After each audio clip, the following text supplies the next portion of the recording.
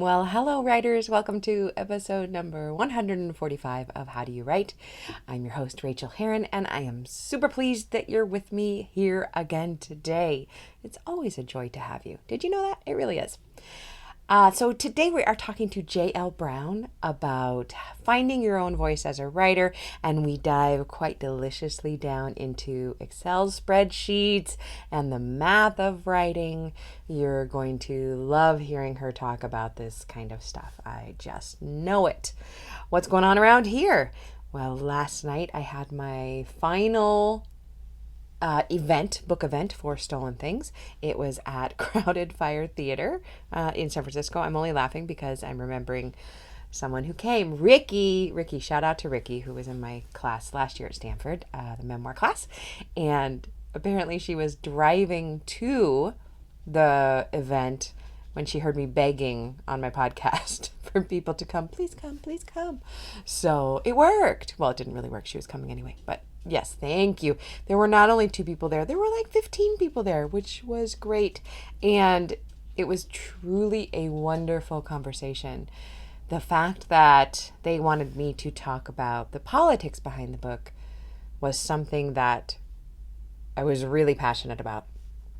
And it was an awesome conversation with Mina Morita, who led the conversation. And she's such a skilled interviewer. I just want her to interview me whenever I need one in the future. I want to hire her. Seriously, she was amazing. It was really fun. Sold a few books. Shout out to Christopher Books of San Francisco. And I got to tell you, I'm pretty glad that the appearances part of it is done. They stress me out so much. And it's not about doing the event. When I'm on stage, I'm not stressed at all. It's about having enough people to make the bookseller happy. I just want to make the bookseller happy. It's codependent, yes, but booksellers rely on us for these things. And if I can bring a big crowd, like the opening, the launch party, oh my gosh, I'm just so thrilled. So that is what happened there. Another great thing is that I bashed out, finally, again, more sample pages and a new synopsis for the book I'm wanting to attempt to sell with my agent for the next one. And I've just been struggling with this, so bashed it out. I used those word sprints that we talked about last week. I use word sprints for all my writing. I really do. Speaking of, I got really good response from people talking about the tip I gave last week, the writing sprint. I got people who said that they'd never heard of it before, heard of trying writing like this before, which makes me think that I should share more of that kind of thing on this show.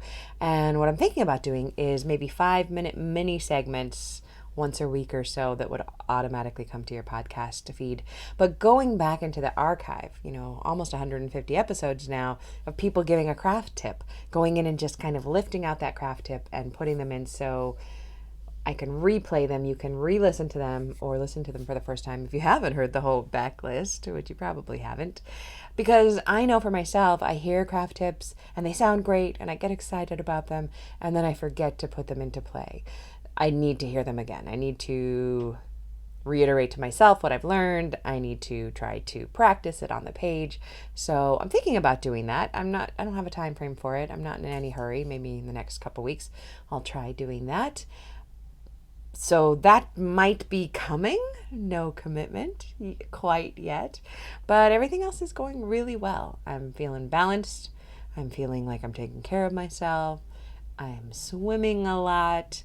I'm seeing friends a lot. People were in town from Alaska this week and last week from Holland. Shout out to Marlies and Lisa. And I just feel quite happy. And again, I know I shared with you that I was battling depression for months and really didn't know it and name it. And once I did, I got my medications adjusted and I feel so much better. But I just want to remind everybody again that any struggle you might be having with depression or mental illness, there's nothing wrong with that. It's not a shameful thing.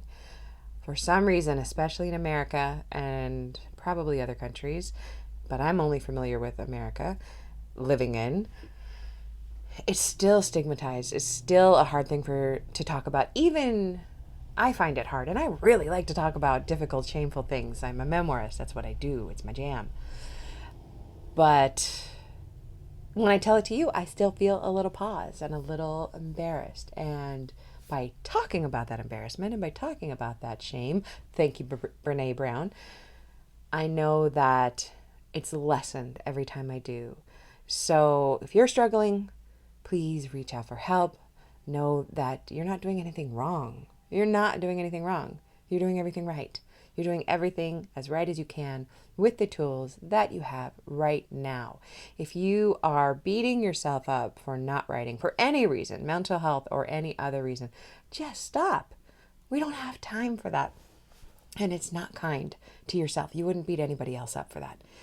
Give yourself grace and forgiveness today and tonight. Try to write a few paragraphs. And if you don't get it done, give yourself grace and forgiveness and love. We do push ourselves to write as much as we can, but life is life, and life is not writing as much as we want it to be. Life is not writing and never will be. Writing supports life, literally and figuratively. For me, it brings in money, but it also supports my living. I feel like I can't live without writing.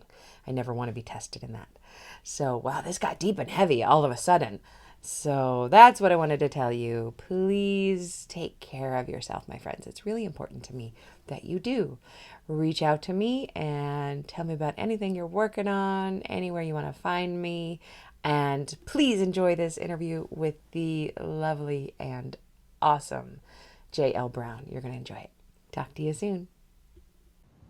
Well, I could not be more pleased today to welcome to the show J.L. Brown. Hello, J.L. How are you? Doing fine, Rachel. Nice to see you. So you too. We met at Thriller Fest, which was awesome, at an industry party, and I really loved talking to you. And I wanted to get you on the show to talk a little bit more. So let me give you a quick little introduction here. J.L. Brown is the author of the Jade Harrington novels, Don't Speak, Rule of Law, and The Divide, and the short story Few Are Chosen. They have fabulous covers, by the way. Thank you. She lives with her family in Seattle, where she is working on her next novel. A member of Mystery Writers of America, Mystery Writers of America Northwest, Sisters in Crime, and Puget Sound Sisters in Crime. You can find her on Twitter and at her website, jlbrownauthor.com. Welcome to the show. Thank you for having me. Oh, my goodness. So on this show, I love to talk about writers' processes.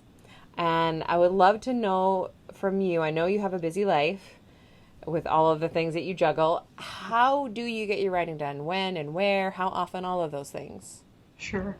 So I'm very lucky that I grew up very disciplined. I was an athlete. So those kind of traits that I had has been very helpful as a writer.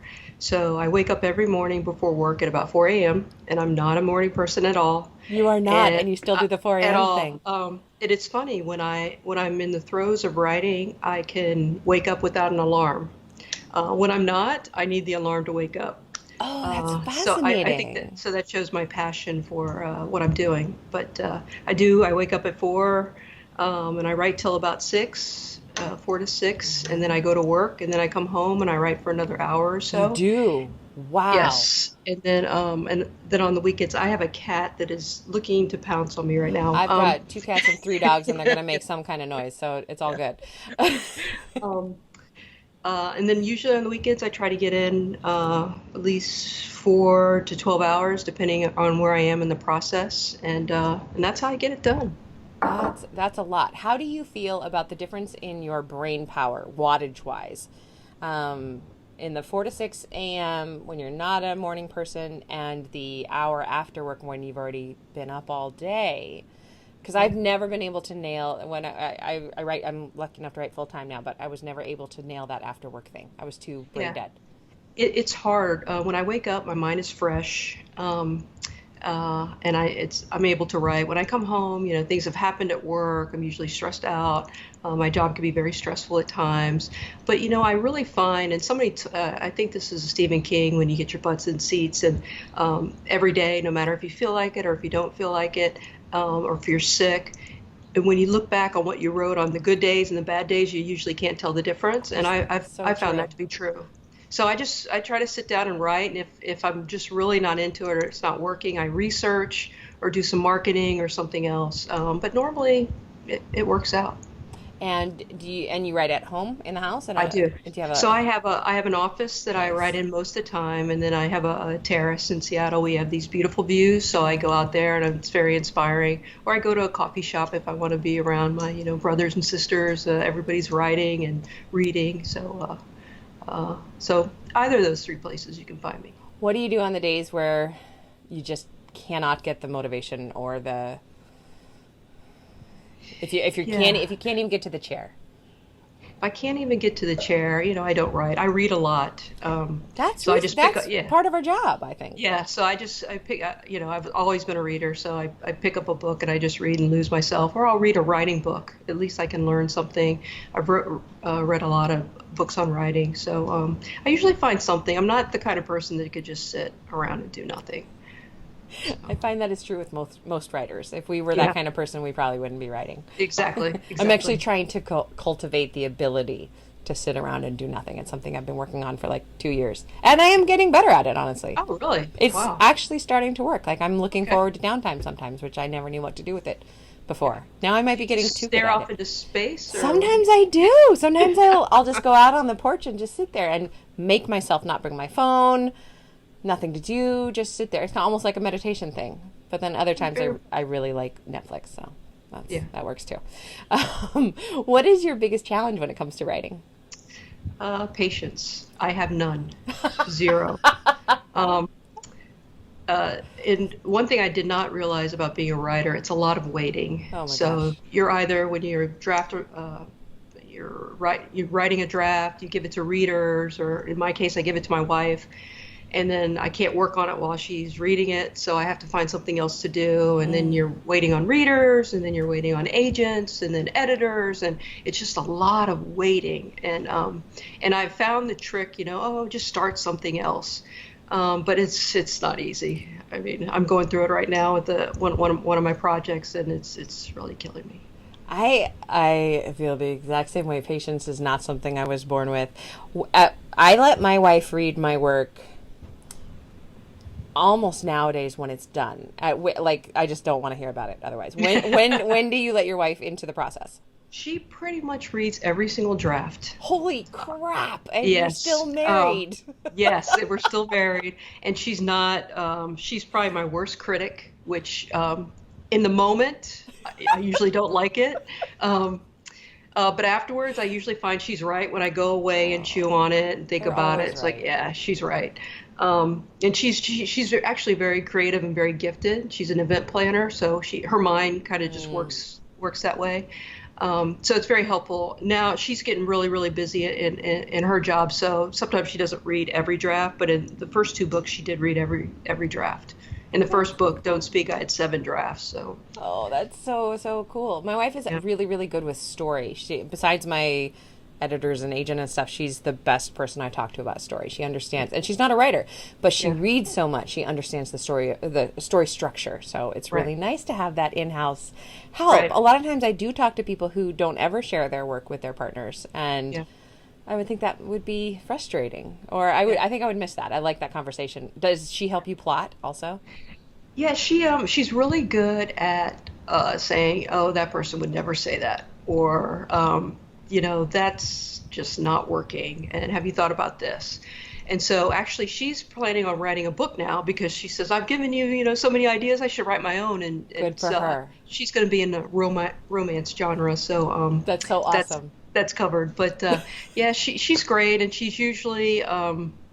uh, she's usually very blunt. So when it's constructive criticism, sometimes it doesn't feel very good, but I know it's coming from a good place. And when it's positive, I know she really means it.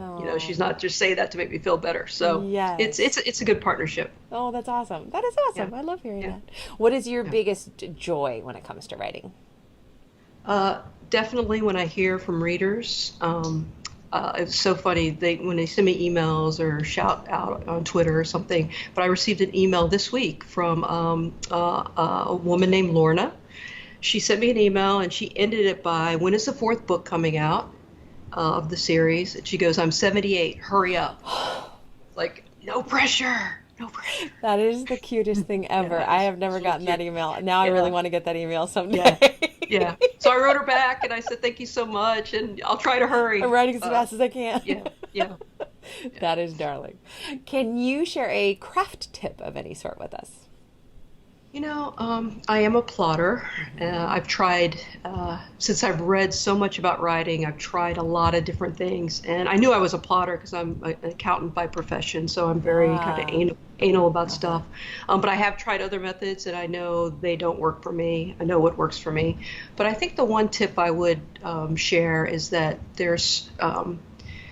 you receive so much writing advice, and a lot of times it's contradictory, and it's kind of hard to figure out what to do. And so, what you have to do is just keep trying to figure out what works for you and be true to you, and find your own voice, and not try to copy other voices. And we don't really need another girl book or somebody's wife Oh, book, or yeah. you know, find your own voice. And I've learned that just be me. I I really, really appreciate that so Yeah, much. It is such an easy thing to forget. yeah, So thank you for saying that. yeah. What thing in your life affects your writing in a surprising way? Phew, that is a tough question. I I didn't know. I didn't grow. I was a math person growing up. Yeah, I was I was wondering always about good at, that in your yeah, accounting and yeah. yeah. I was good at math. I didn't major in math. I actually majored in radio television, but I had my MBA in finance. Mhm. And I never thought about being a writer. And then one day in 2010, my wife said, "You should write a book." I was like, "I'm a reader, not a writer." And she goes, "You're always reading books and critiquing them. You should write one." And so that night, I had the plot for my first book. I dreamed about it. You did? And Really? That very night? yeah, that very night, I dreamed about the plot for my first book, woke up, Googled, how do you write a book? And I just started writing. And so, it took me a long time because the first, 6 months, I had no idea what I was doing. But after a while, I've been writing for 9 years now, kind of figured it out. But I found a memory box about a year ago, and I found a play I wrote in high school, a letter I wrote about wanting an Oakland Raiders football suit when I was like 3 or 4 years old, um, and parts of a novel that I wrote. So I think I always wanted to be a writer. I just didn't Ah. know it, and I found it, much later in life. So again, it's never too late to follow your dream. And you had let yourself forget and it took that reminder to wake it up in you. Yes, yeah, Oh, that's beautiful. For one yeah. second, I want to go back to the plotting thing. Because I'm wondering if it's somehow related to numbers and affinity to numbers. Because when we are looking at books, there is more math than we think there is, honestly, when it comes down to actually doing the work. How much of a plotter are you? How intense are these outlines? Yeah, pretty intense. There's something called the snowflake method. Yeah, I've never used That it, but Yeah, so I emulate it. I have a little variation, but it starts with coming up with the one sentence or a theme about what your book's about, and then expanding that to a paragraph, and then four paragraphs, then 4 pages, and then I end up writing 100 scenes in an Excel spreadsheet. I'm a huge Excel person, which drives most people crazy, but everything I do is in Excel. And so I have this elaborate kind of spreadsheet, and I develop the scenes, point of view, characters, how long I think it's going to be. And I don't always reach 100. Sometimes it might be 70, so it gives me some flexibility, because I do, I don't really adhere to the outline over the course of the drafts. I'll depart, or my character will do something, and I just got to kind of follow it. But yeah, I'm just this last book, I used a different method, which was more of a kind of a concept method, and it just did not work for me. It took me 6 months longer than it should have, so I'm going back to plotting. I love that idea of all the Yeah. scenes because if you have that many scenes, you've always got something to write or Right. to move away from or to. Yes. Oh, I wish I've sat Yeah. down. So I'm the opposite. I've sat down hundreds of times to write out scene lists and to think of scenes, and I just can't. I Yeah. cannot. Right. Yeah. So when I wake up, I know exactly what I'm writing. I don't know what I'm going to write, but I know what the scene is supposed to be about. So at least that gives me a starting place. Yeah, and then you pants your way through the rest of it. Like even Yeah. even the people Exactly. with really detailed outlines are still pantsing most of their book. Even Yeah, if you've written that's a right. 10,000 word outline, you're still doing, pantsing 80% of the book. That's So, true. yeah, yeah. All right. What is the best book you've read recently, and why did you love it? So I read a book called American by Day by Derek B. Miller, Okay. and it's a story about a Norwegian cop who is trying to find her brother who's missing in America. And so it's well written. It's a kind of a literary thriller, which I really like. And he looks at America through this Norwegian cop's eyes, so it's really That's funny. fascinating. We just yeah. And the So we author just is actually Norwegian?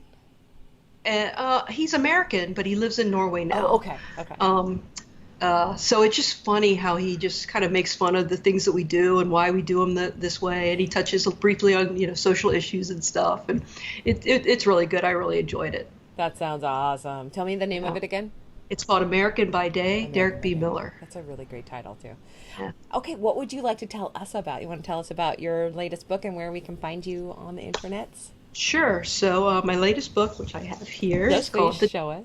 it's called The Divide. Such good covers. Yes, and it was just released in May. It's the third book of the Jade Harrington series, and Jade is a kick-ass mixed-race FBI agent who, in the first book, she is hunting a serial killer of conservative talk show hosts during a presidential election year. And in the meantime, there's a female Democratic senator running for president. So over the course of the three books, their lives kind of come together, go apart, come together. And so the third book is just released, and I'm promised Lorna I'm going to start working on the fourth book very soon. And it could be found, the paperback is pretty much everywhere. The ebook is on Amazon. Perfect. And where can we find you? So I'm at jlbrownauthor.com, and I'm on Twitter. Let me make sure I get it. It's JL_Brown author, and then Instagram, it's JBrown_author. Perfect. Oh my gosh, it has been such a delight to talk to you again. I knew that you would make a good guest when I met you. I tend to reach out and grab people. Please Yes. come on my show. Thank you, JL. This is just wonderful. And I wish you very, very happy writing and success in all you do. Thank you very much, Rachel. I really appreciate it.